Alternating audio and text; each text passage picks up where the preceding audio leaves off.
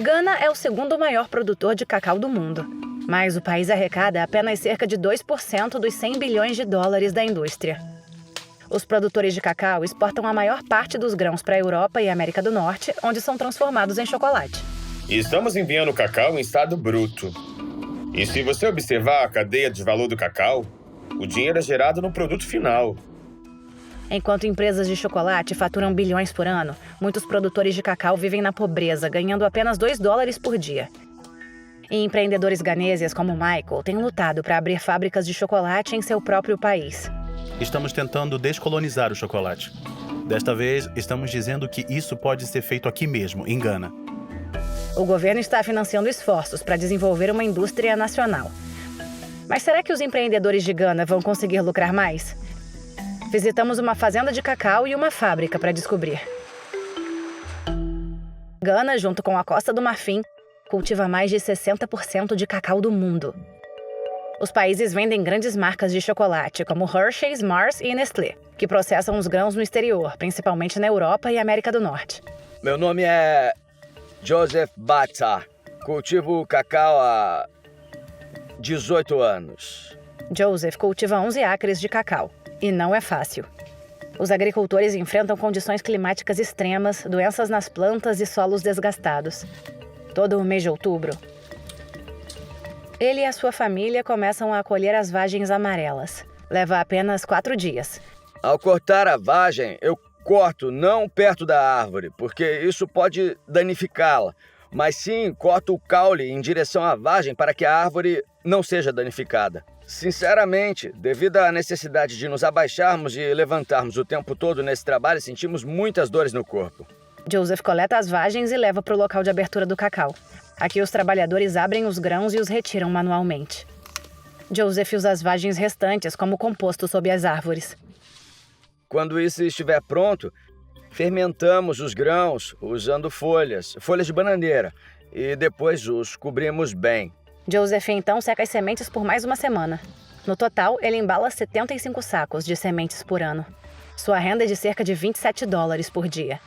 É um salário alto para um agricultor ganês, porque Joseph cultiva cacau orgânico, sem pesticidas. Mas muitos agricultores em Gana vivem na linha da pobreza ou abaixo dela, ganhando menos de $2 por dia. Isso ocorre porque a maioria das fazendas é pequena e não possui certificação orgânica, de acordo com Christie, uma estudiosa do cacau apelidada de Doc of Chalk. Estamos falando de lotes muito pequenos, e essa é a parte da razão pela qual produtores de cacau são tão pobres. Mas não é só essa razão pela qual os agricultores ganham pouco. O cacau tem sido cultivado em Gana há mais de 100 anos. Há muitas partes do país onde a terra está realmente cansada e as árvores estão velhas.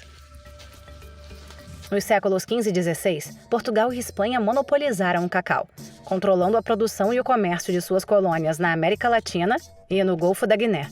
A elite europeia era a maior cliente.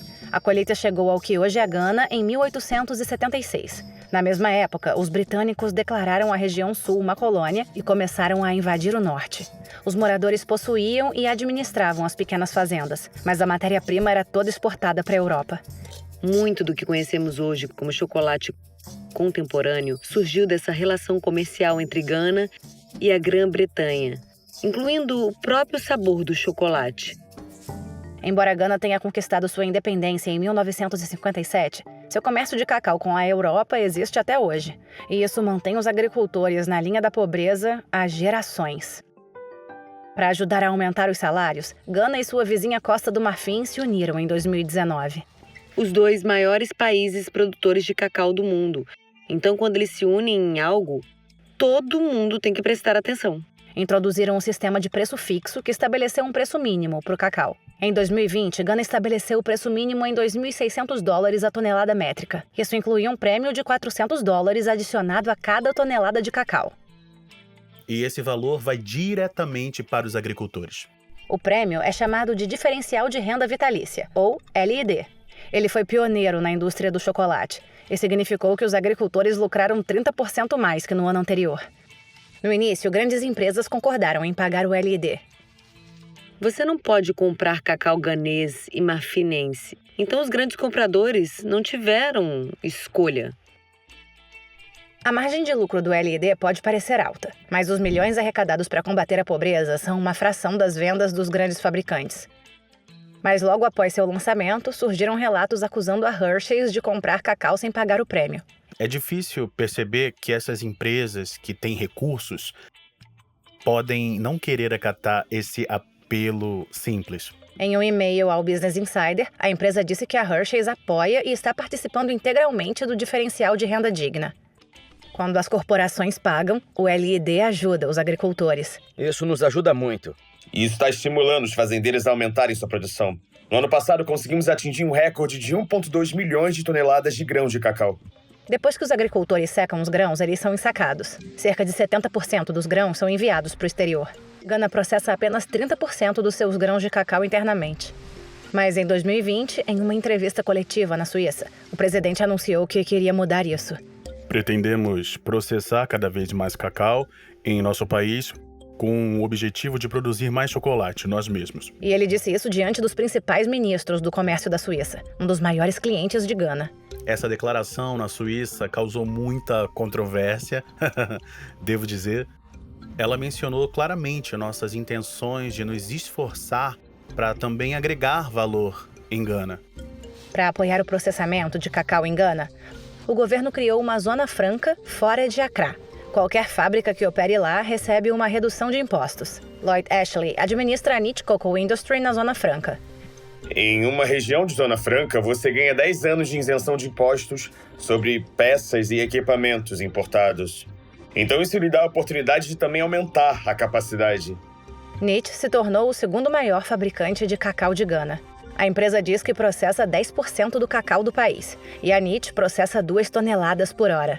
Os grãos de cacau chegam aqui de fazendas de toda a zona rural de Gana. Os trabalhadores empilham em sacos e depois os abrem um por um. Os grãos são conduzidos para essa grelha no chão. E o resto do processo é controlado digitalmente. Da torrefação dos grãos à moagem, para formar uma massa de cacau que depois vai ser misturada com leite e açúcar. E de lá ele vem para um processo de transformação, resfriamento e depois um processo de embalagem. O Nitch tem sido bem sucedido, mas para pequenas empresas fora da Zona Franca, não tem sido tão fácil começar a operar. Olá, vamos lá. Tudo bem? Sim, tudo bem. Michael dirige a Firefreak, uma produtora de cacau que abriu em Aminasse para ficar perto dos produtores. Mas como fica fora da Zona Franca, não recebeu incentivos fiscais. Firefreak também teve problemas para comprar grãos de cacau. Por mais chocante que isso possa parecer, é muito difícil obter grãos de cacau em Gana.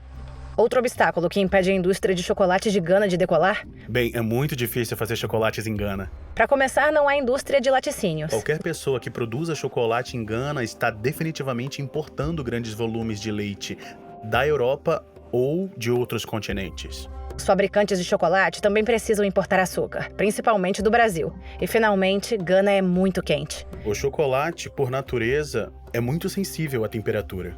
Qualquer aumento na temperatura pode fazer com que o chocolate derreta. Não existe o tipo de cadeia de frio que você precisa para distribuir chocolate de forma eficaz em Gana. Ou você sabe, em grande parte da África Ocidental. E construir essa cadeia de frio tem sido caro. Usamos materiais de construção isolantes em algumas seções do nosso edifício. Algumas seções do edifício são isoladas com telhas de fibrocimento. Além disso, a rede elétrica de Gana às vezes não é confiável. Eletricidade, por exemplo, é outro problema por aqui. Embora haja energia, ela nunca é estável. Barras de chocolate são as mais vendidas da Firefreak. Em salas com temperatura controlada, essa máquina bombeia o chocolate para dentro de moldes. Então, a nossa capacidade é de 10.000 barras de chocolate por hora. Isso é só uma fração do que uma fábrica da Hershey's ou Mars pode fazer. Essa máquina embrulha as barras de chocolate. Com 68 funcionários, a empresa está crescendo para produzir 50 milhões de barras por ano. A prática sempre foi as matérias-primas serem enviadas para a Europa para processamento. Agora estamos dizendo que isso pode ser feito aqui mesmo, em Gana. E quando o cacau for processado em Gana, o governo gerará um bom dinheiro. E isso nos permitirá ter melhores estradas e o acesso à eletricidade será melhor. Mais hospitais e escolas também serão construídos. Mas Christie diz que o país ainda tem um longo caminho a trilhar. Definitivamente não há soluções milagrosas. Quando você tem um sistema inteiro como o colonialismo, ele não muda rapidamente. Embora existam hoje 5 vezes mais instalações de processamento no Ghana do que há uma década, a maioria apenas processa cacau em produtos intermediários, como Manteiga de cacau, massa de cacau, você sabe, licor de cacau, cacau em pó, não chocolate. 96% dos negócios da NIT são esses produtos intermediários. A maioria das barras finalizadas ainda é feita no exterior. Precisamos aumentar a exportação de cacau em estado semi-acabado e também em estado acabado. Mas Lloyd quer criar demanda por chocolate acabado em Gana. O consumo de cacau é muito baixo na África. Quer dizer, comparado à Europa, onde há um consumo médio de 5 quilos por pessoa, na África estamos falando de 400 gramas. Isso ocorre porque, historicamente, as barras de chocolate tinham que ser importadas da Europa, o que as tornava caras. Para criar nova demanda em Gana, a NIT está produzindo uma bebida de chocolate que Lloyd quer vender em escolas. Ele também espera obter ingredientes da África, laticínios do Egito e açúcar da África do Sul. Para treinar talentos em Gana, Firefreak iniciou esse laboratório e contratou moradores para desenvolver sabores. E para os agricultores, querem aumentar o preço mínimo do cacau para cerca de $3.100 a tonelada métrica.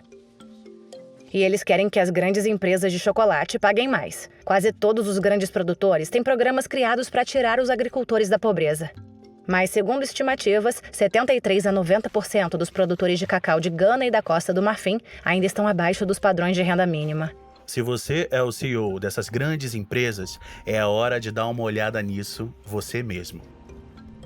Como a indústria deve crescer cerca de 5% nos próximos 6 anos, os produtores e processadores de cacau de Gana estão competindo por uma participação maior no grande negócio do chocolate. E o que eu sempre falo é que aqui em Gana, se mais empresas de cacau e chocolate vierem para cá processar os grãos de cacau que nós cultivamos aqui incansavelmente, com a nossa energia, com o nosso tempo, isso com certeza nos ajudará de todas as formas e como país.